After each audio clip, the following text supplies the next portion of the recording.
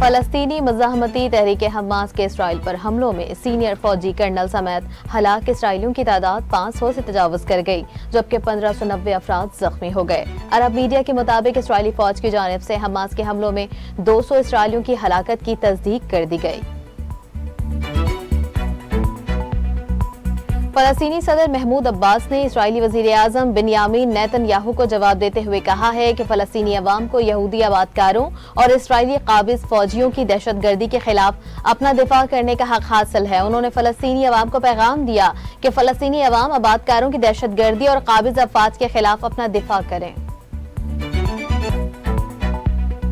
صدر عارف الوی نے فلسطین اور اسرائیل میں بڑھتے تشدد پر سخت تشویش کا اظہار کیا ہے۔ کہا کہ خون ریزی اور انسانوں کی جانوں کے مزید نقصان کو روکنے کے لیے تحمل کا مظاہرہ کیا جانا چاہیے۔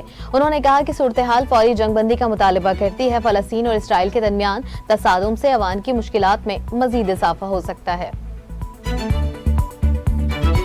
Chairman peoples party Bilawal Bhutto Zardari نے پاکستان آمد پر نواز شریف کے استقبال کے لیے پاکستان مسلم لیگ نون کی تیاریوں سے متعلق تحفظات کا اظہار کر دیا۔ چیئرمین پی پی نے کہا ہے کہ نون لیگ کے لیے جو لوگ ان کی حکومتوں میں وزراء تھے وہ نظر نہیں آ رہے۔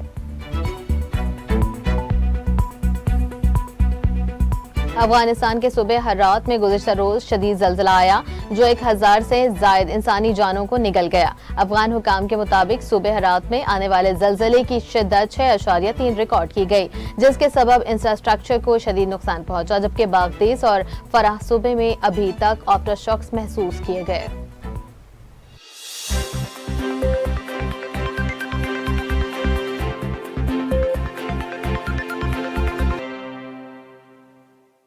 ہیڈ لائنز آپ نے جانی۔ نیوز اسٹوڈیو سے فقط اتنا ہی۔ مزید خبروں اپڈیٹ کے لیے دیکھتے رہیے اردو نیوز نیٹ ورک۔